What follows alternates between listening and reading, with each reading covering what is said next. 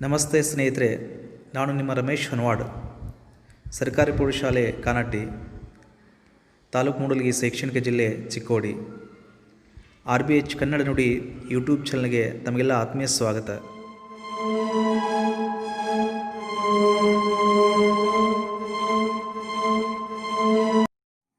ಸ್ನೇಹಿತರೆ, ಇವತ್ತು ಕನ್ನಡ ವ್ಯಾಕರಣದಲ್ಲಿ ಬರ್ತಕ್ಕಂಥ ತುಂಬ ಮುಖ್ಯವಾದಂಥ ಒಂದು ವಿಚಾರ ಕನ್ನಡ ವರ್ಣಮಾಲೆ. ಈ ವಿಚಾರ ಕುರಿತು ನಾವು ಚರ್ಚೆಯನ್ನು ಮಾಡೋಣ. ವರ್ಣಮಾಲೆ ಈ ವಿಚಾರ ತಿಳಿಯೋಕ್ಕಿಂತ ಮುಂಚೆ ವ್ಯಾಕರಣ ಅಂದರೆ ಏನು ಅನ್ನೋ ಬಗ್ಗೆ ಪರಿಚಯ ಮಾಡ್ಕೊಳ್ಳೋಣ.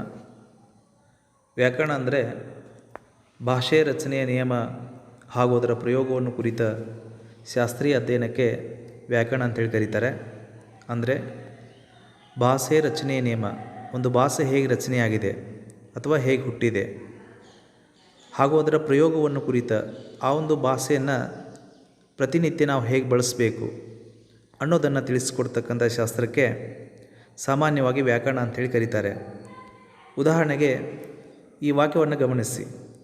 ಅವನು ಶಾಲೆಗೆ ಹೋದನು. ಈ ವಾಕ್ಯ ಅರ್ಥವತ್ತಾಗಿದೆ ಮತ್ತು ಸರಿಯಾಗಿದೆ. ಅವನು ಶಾಲೆಗೆ ಹೋದಳು ಅಂತ ಹೇಳಿದರೆ ಇದು ತಪ್ಪಾಗತ್ತೆ. ಹಾಗೆಯೇ ಅವನು ನೀರನ್ನು ಕುಡಿದನು, ಸರಿ. ಅವನು ನೀರನ್ನು ತಿಂದನು ಅಂದರೆ ತಪ್ಪಾಗತ್ತೆ. ಹಾಗಾಗಿ ಯಾವುದೋ ಒಂದು ಭಾಷೆ ಹೇಗೆ ಹುಟ್ಟಿದೆ, ಹೇಗೆ ರಚನೆಯಾಗಿದೆ ಮತ್ತು ಆ ಭಾಷೆಯನ್ನು ನಾವು ಹೇಗೆ ಬಳಸಬೇಕು ಅನ್ನೋದನ್ನು ತಿಳಿಸ್ಕೊಡ್ತಕ್ಕಂಥ ಶಾಸ್ತ್ರಕ್ಕೆ ವ್ಯಾಕರಣ ಅಂತೇಳಿ ಕರೀತಾರೆ. ಪ್ರಪಂಚದ ಯಾವುದೇ ಭಾಷೆಗಳನ್ನು ಸಹಿತ ತೆಗೆದುಕೊಂಡು ಸಹಿತ ಆ ಭಾಷೆಗಳು ವಾಕ್ಯ ರೂಪದಲ್ಲಿ ಬಳಸಲ್ಪಡ್ತವೆ. ಅದಕ್ಕೆ ಕನ್ನಡವು ಸಹಿತ ಹೊರತಾಗಿಲ್ಲ. ಉದಾಹರಣೆಗೆ, ನಾನು ದಿನಾಲು ಶಾಲೆಗೆ ಹೋಗುತ್ತೇನೆ ಅಂತಕ್ಕಂಥ ಒಂದು ವಾಕ್ಯ ಇದೆ. ಈ ವಾಕ್ಯದಲ್ಲಿ 4 ಪದಗಳಿದ್ದಾವೆ. ಗಮನಿಸಿ, ನಾನು ದಿನಾಲು ಶಾಲೆಗೆ ಹೋಗುತ್ತೇನೆ. ಈ ರೀತಿಯಾಗಿ 4 ಪದಗಳಿದ್ದಾವೆ. ಈ ಪದಗಳಲ್ಲಿ ಅನೇಕ ಅಕ್ಷರಗಳಿದ್ದಾವೆ.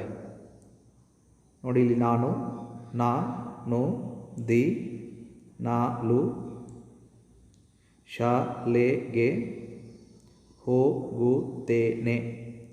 ಈ ರೀತಿಯಾಗಿ ಅನೇಕ ಅಕ್ಷರಗಳಿದ್ದಾವೆ.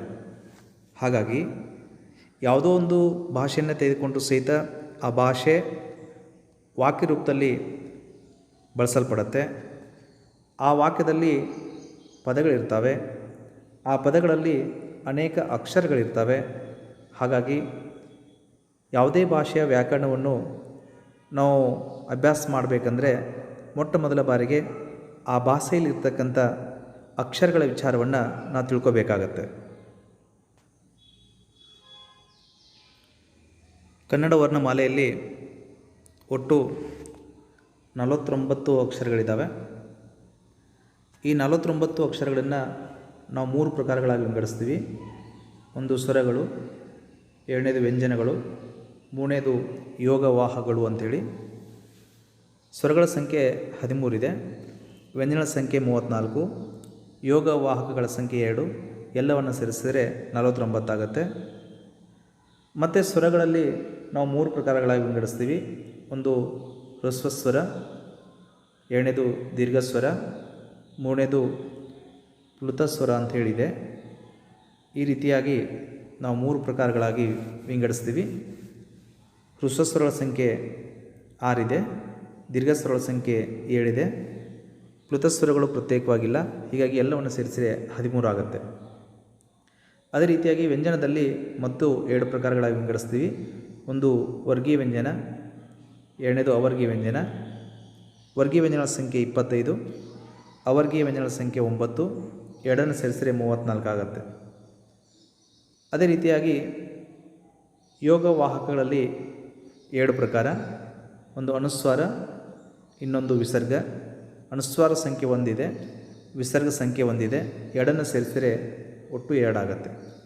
ಈ ರೀತಿಯಾಗಿ ಒಟ್ಟು 49 ಅಕ್ಷರಗಳನ್ನು 3 ಪ್ರಕಾರಗಳಾಗಿ ನಾವು ವಿಂಗಡಿಸ್ತೀವಿ. ಈ ಒಂದು ಕೋಷ್ಟಕವನ್ನು ಗಮನಿಸಿದರೆ ಅವು ಯಾವ್ಯಾವ ಅಕ್ಷರಗಳು ಬರ್ತವೆ ಅನ್ನೋದು ಸ್ಪಷ್ಟವಾಗಿ ನಮಗೆ ಅರ್ಥ ಆಗುತ್ತೆ.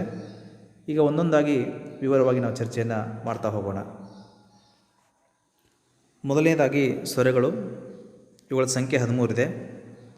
ಸ್ವರಗಳು ಅಂದರೆ ಸ್ವತಂತ್ರವಾಗಿ ಉಚ್ಚರಿಸ್ತಕ್ಕಂಥ ಅಕ್ಷರಗಳಿಗೆ ನಾವು ಸ್ವರಗಳು ಅಂತ ಹೇಳಿ ಕರಿತೀವಿ. ಉದಾಹರಣೆಗೆ ಅದಿಂದ ಔದವರೆಗೆ ಇರ್ತಕ್ಕಂಥ 13 ಅಕ್ಷರಗಳಿದ್ದಾವೆ. ಈ 13 ಅಕ್ಷರಗಳನ್ನು ಸಹಿತ ನಾವು ಸ್ವತಂತ್ರವಾಗಿ ಹೇಳ್ತೀವಿ. ಸ್ವತಂತ್ರ ಅಂದರೆ ಒಂದು ಅಕ್ಷರವನ್ನು ಹೇಳಬೇಕಾದ್ರೆ ಬೇರೆ ಯಾವ ಅಕ್ಷರಗಳ ಅವಶ್ಯಕತೆಯೂ ಸಹಿತ ಬೇಕಿಲ್ಲ ಅಂಥೇಳಿ ಅರ್ಥ. ಉದಾಹರಣೆಗೆ ಗಮನಿಸಿ, ಅ, ಆ, ಇ, ಈ. ಇದೇ ರೀತಿಯಾಗಿ ಈ 13 ಯಾವುದನ್ನು ಸಹಿತ ಹೇಳಿದರೂ ಸಹಿತ ಆ ಅಕ್ಷರವನ್ನು ಹೇಳುವಾಗ ಬೇರೆ ಯಾವ ಅಕ್ಷರದ ಅವಶ್ಯಕತೆ ಸಹಿತ ನಮಗೆ ಬೀಳೋದಿಲ್ಲ. ಹೀಗಾಗಿ ಇವು ಸ್ವತಂತ್ರವಾಗಿರ್ತವೆ. ಹಾಗಾಗಿ ಸ್ವತಂತ್ರವಾಗಿ ಉಚ್ಚಾರಣೆ ಮಾಡೋದ್ರಿಂದ ಇವುಗಳನ್ನು ನಾವು ಸ್ವರಗಳು ಅಂತ ಹೇಳಿ ಕರಿತೀವಿ. ಆದರೆ ಈ 13 ಸ್ವರಗಳಲ್ಲಿ ಐ ಮತ್ತು ಔ ಇವು 2 ಅಕ್ಷರಗಳನ್ನು ಹೇಳುವಾಗ ಸ್ವತಂತ್ರವಾಗಿ ನಾವು ಹೇಳ್ತಿಲ್ಲ ಅಂಥೇಳಿ ನಮ್ಮ ಗಮನಕ್ಕೆ ಬರುತ್ತೆ. ಹಾಗಾದರೆ ಇವು ಏನಾಗಿದ್ದಾವೆ ಅಂತ ಹೇಳಿದ್ರೆ, ಈ ಅಕ್ಷರಗಳನ್ನು ನಾವು ಸಂಧ್ಯಾಕ್ಷರಗಳು ಅಂಥೇಳಿ ಕರಿತೀವಿ. ಸಂಧ್ಯಾಕ್ಷರ ಅಂತ ಹೇಳಿದರೆ ಇವು ಸಹಜ ಸ್ವರಗಳಲ್ಲ, ಐ ಮತ್ತು ಔ. ಹಾಗಾಗಿ ಇವುಗಳನ್ನು ಸಂಧ್ಯಾಕ್ಷರ ಅಂತೀವಿ. ಸಂಧ್ಯಾಕ್ಷರ ಅಂತ ಹೇಳಿದರೆ ಸಂಧಿ ಅಂದರೆ ಕೂಡೋದು ಅಂಥೇಳಿ, ಯಾವುದೇ ಬೇರೆ ಅಕ್ಷರ ಸೇರಿಸಿಕೊಂಡು ಕೂಡಿಸಿಕೊಂಡು ನಾವು ಹೇಳ್ತೀವಿ ಅಂಥೇಳಿ ನಮ್ಗೆ ಅನಿಸುತ್ತೆ. ಉದಾಹರಣೆಯನ್ನು ಗಮನಿಸಿ. ಇಲ್ಲಿ ಐ ಅಕ್ಷರವನ್ನು ಉಚ್ಚಾರಣೆ ಮಾಡಬೇಕಾದ್ರೆ ಮೊದಲಿಗೆ ನಾವು ಐ ಅವನ್ನು ಬಳಸ್ತೀವಿ, ಐ. ಆಮೇಲೆ ಅದ್ರ ಜೊತೆಗೆ ಯ, ಐ ಎರಡನ್ನು ಸೇರಿಸ್ಕೊಂಡು ಐ ಅಂತೇಳಿ ಉಚ್ಚಾರಣೆ ಮಾಡ್ತೀವಿ. ಈ ರೀತಿಯಾಗಿ ಸ್ವತಂತ್ರವಾಗಿ ಇದನ್ನು ನಾವು ಹೇಳ್ತಿಲ್ಲ. ಅದೇ ರೀತಿಯಾಗಿ ಔ ಅಂತ ಹೇಳಬೇಕಾದರೂ ಸಹಿತ ಫಸ್ಟಿಗೆ ಮೊದಲಿಗೆ ಔ ಅ ಬಳಸ್ತೀವಿ, ಅದ್ರ ಜೊತೆಗೆ ವ ಅಂತಕ್ಕಂಥ ವ್ಯಂಜನಾಕ್ಷರವನ್ನು ಬಳಸ್ತೀವಿ, ಔ. ವವನ್ನು ಸೇರಿಸ್ಕೊಂಡು ಹೇಳ್ತೀವಿ. ಹಾಗಾಗಿ ಇವು 2 ಸ್ವರಗಳನ್ನು ನಾವು ಸಹಜ ಸ್ವರಗಳಲ್ಲ, ಇವು ಸಂಧ್ಯಾಕ್ಷರಗಳು ಅಂಥೇಳಿ ನಾವು ಗುರುತವನ್ನು ಮಾಡ್ತೀವಿ. ಸ್ವರದ ಪ್ರಕಾರಗಳು. ಸ್ವರದಲ್ಲಿ ನಾವು 3 ಪ್ರಕಾರಗಳಾಗಿ ವಿಂಗಡಿಸ್ತೀವಿ. ಈಗಾಗಲೇ ಹೇಳಿದ ಹಾಗೆ ಒಂದು ಹ್ರಸ್ವಸ್ವರ, ಇವುಗಳ ಸಂಖ್ಯೆ 6. ಎರಡನೇದು ದೀರ್ಘಸ್ವರ, ಇವುಗಳ ಸಂಖ್ಯೆ 7. ಪ್ಲುತಸ್ವರ, ಇವು ಪ್ರತ್ಯೇಕವಾಗಿಲ್ಲ. ಈ ರೀತಿಯಾಗಿ ಸ್ವರಗಳಲ್ಲಿ ನಾವು 3 ಪ್ರಕಾರಗಳಾಗಿ ವಿಂಗಡಿಸ್ತೀವಿ. ಮೊದಲನೇದಾಗಿ ಹ್ರಸ್ವಸ್ವರ. ಹ್ರಸ್ವಸ್ವರ ಅಂತ ಹೇಳಿದರೆ ಒಂದು ಮಾತ್ರ ಕಾಲದಲ್ಲಿ ಉಚ್ಚರಿಸ್ತಕ್ಕಂಥ ಅಕ್ಷರಗಳಿಗೆ ನಾವು ಹ್ರಸ್ವಸ್ವರ ಅಂತ ಹೇಳಿ ಕರಿತೀವಿ.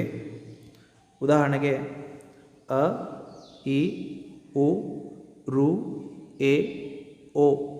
ಈ ರೀತಿಯಾಗಿ 6 ಅಕ್ಷರಗಳಿದ್ದಾವೆ. ಈ 6 ಅಕ್ಷರಗಳನ್ನು ನಾವು ಒಂದು ಮಾತ್ರ ಕಾಲದಲ್ಲಿ ಉಚ್ಚಾರಣೆ ಮಾಡ್ತೀವಿ.